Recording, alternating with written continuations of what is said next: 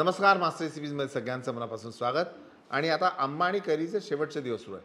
तर अशावेळी आमची एक पिठलं बनवायची वेगळ्या टाईपचं, पण त्याच्यात कैरीचा इतका वेगळ्या पद्धतीने वापर केलेला असायचा की खूप मजा यायची.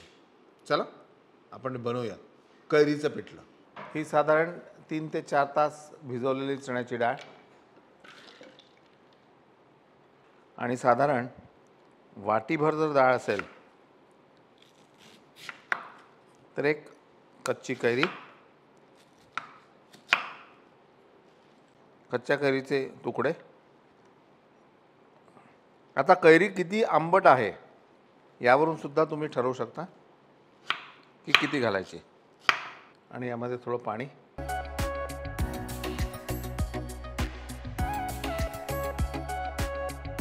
हा लसूणही आपल्याला थोडासा चेचून घ्यायचा आहे.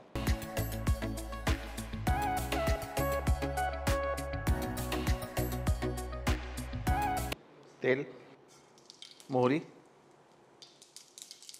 हिरवी मिरची, लसूण,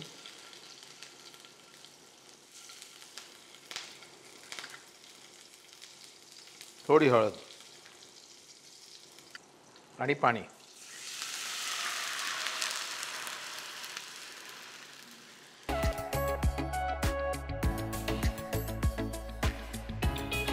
पाण्याला उकळी आली की पिठलं झालं. नंतर हे आपण जे बारीक केलेलं मिश्रण आहे, चण्याची डाळ आणि कैरी,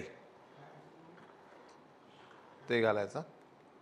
आणि यामध्येच आता आपण घालू चवीनुसार मीठ. हे खूप लवकर आणि छान असं पिठलं होतं. आता यामध्ये आपण घालू चवीनुसार मीठ,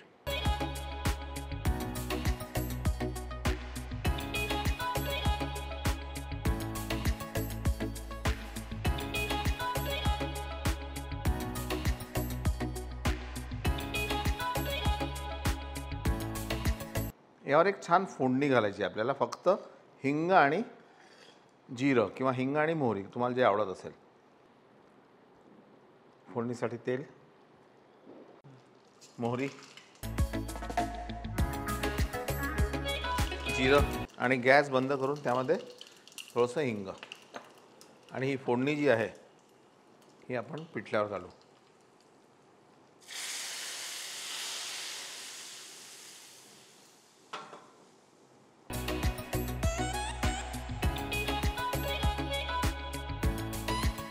बघावं की खावं एकच सवाल आहे.